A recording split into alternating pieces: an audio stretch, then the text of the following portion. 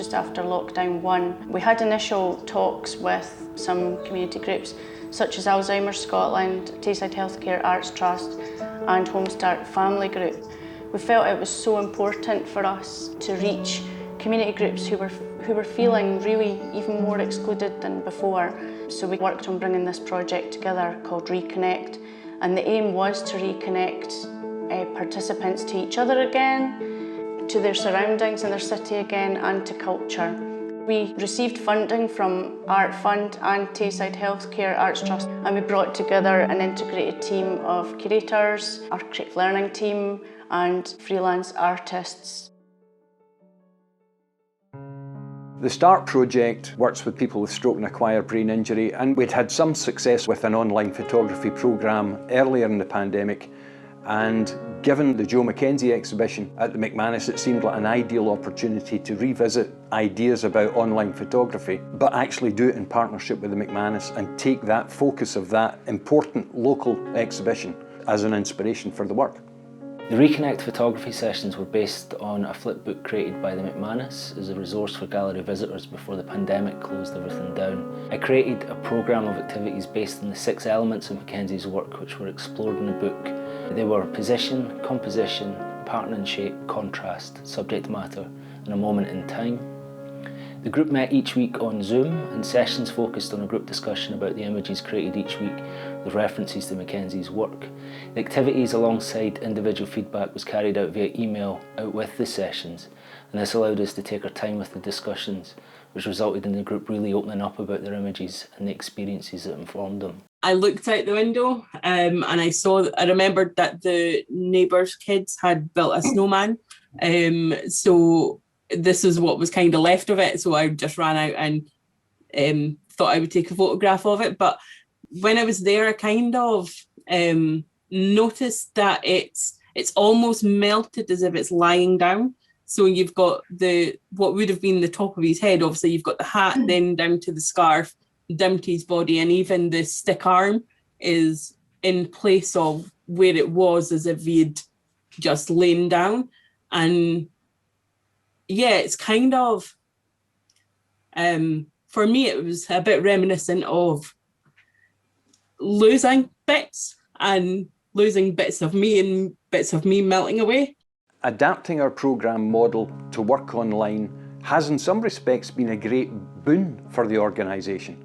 It meant that we could have participants from Perth and Kinross, from Angus, from Dundee, all participating in the same programme that can be very difficult to achieve under normal circumstances. This group really embraced the challenges and really articulated an awful lot about their personal experiences during the pandemic without us setting out to get that narrative coming. The comments and the feedback that we got about how important this was at that period in time in these people's lives are the real outcomes. The confidence, the communication, the social contact, the self-esteem that they have now from receiving the books that they have of photographs and for seeing their work online, and also the press attention. We got a huge amount of media attention for this project, from Radio Scotland through to a big feature in various newspapers. So those results make people feel absolutely terrific and convinces them that they are capable and that they are creative.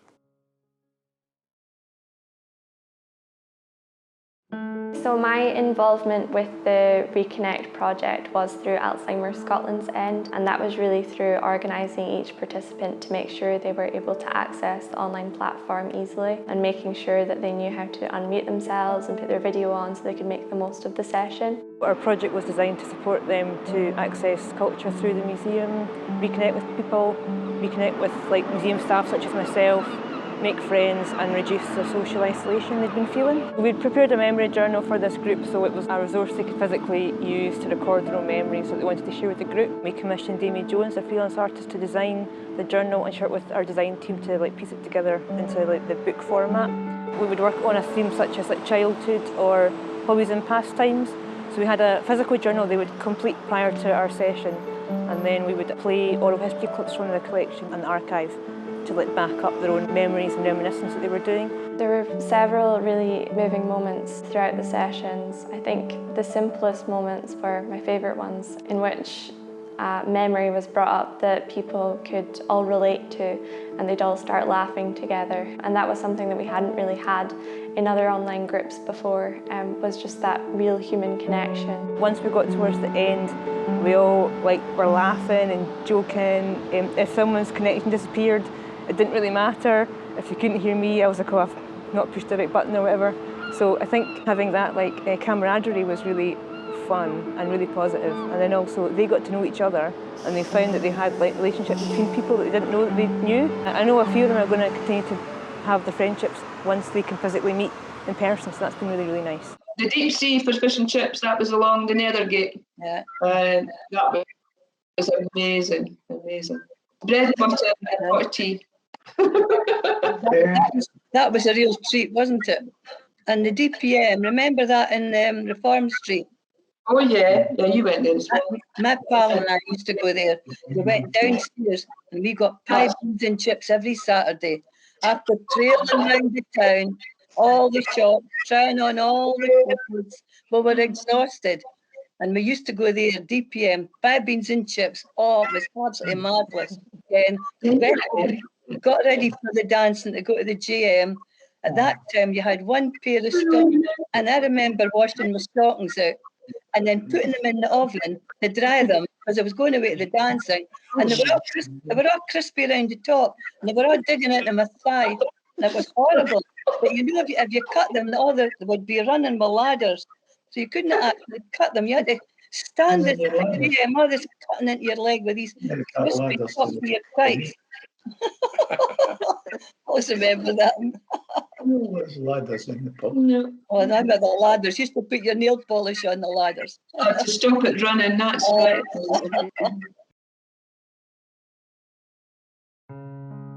We met up on Facebook Messenger on a weekly basis. I actually had my daughter in the chat as well because she was at home, so it was quite good. All families at home, and they could see that I was at home as well. My family is still working. They'd given me a list of things that they thought were important, like clay. They really wanted to use clay. They were really interested in that. A lot of them didn't have things like white clean mats and overalls and things. So we'd put a list together of different activities that we thought would be good. So it was things like making a tea towel, bunting for children's bedrooms and stuff, all focused around the museum and the collection in the museum. Things that would be helpful for in the house and to kind of make their home environment a little bit more colourful and uplifting as well.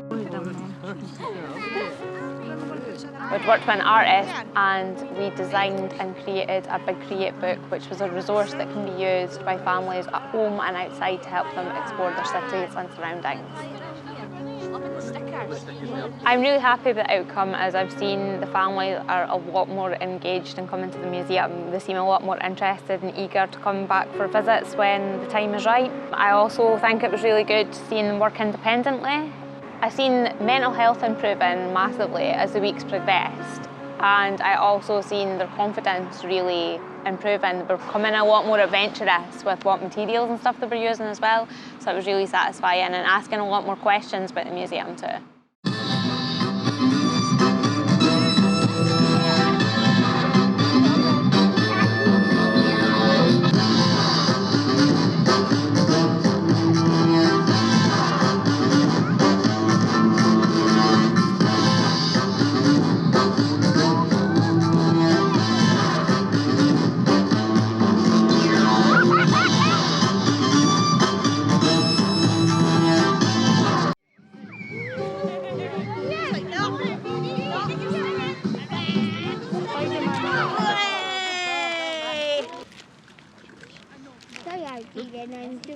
Your cup? Yeah. Remember, you're eating. So cute.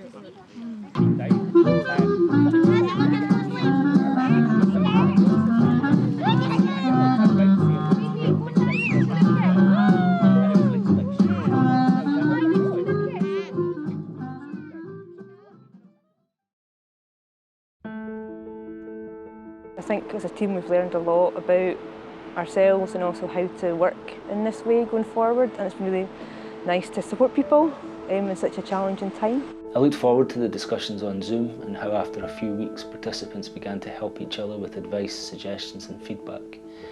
During these moments the group was working without Cheryl, Chris and I really needing to be there, which was great to see. There was one participant in particular who really found value in the sessions, and he had used his Reconnect journal as a tool for being more relaxed throughout the sessions. So he would use the journal to write down his memories, and he would stick in and cut out family photos, and then he'd have them during the sessions to speak from if he needed it.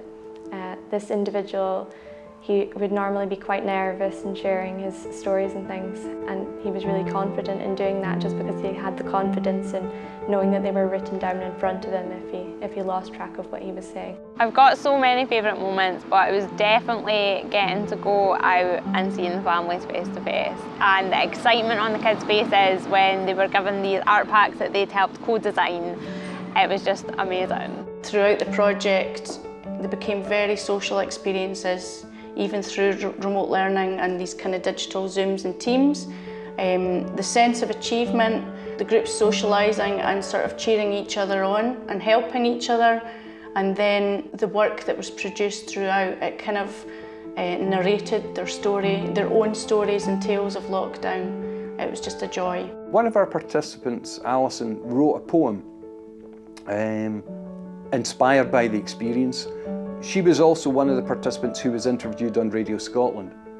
And there was a really poignant part to that experience that she read out her poem on the radio, and a member of the audience, the listening audience, was so impressed by what she'd talked about and about the programme that they in turn wrote a poem to Alison. And Radio Scotland shared that with us and with her. And that, I think, talks so much about the journey and the breadth of experience that these sorts of projects can create. Here I am, reflected in the glass, reflected in the many mirrors, reflected in the water. I look worn. I feel jaded. My packaging has changed, was failing. My essence is strong, unwavering. Left propped against the wall, against the step, against the door, your walking stick offers freedom to move in any direction. There you are, exploring inside closes, taking photographs of barbed wire, tilting at bus shelters. I found you staring at roses, rolling down double yellow lines, looking up at trees, planting coffee cups in the snow.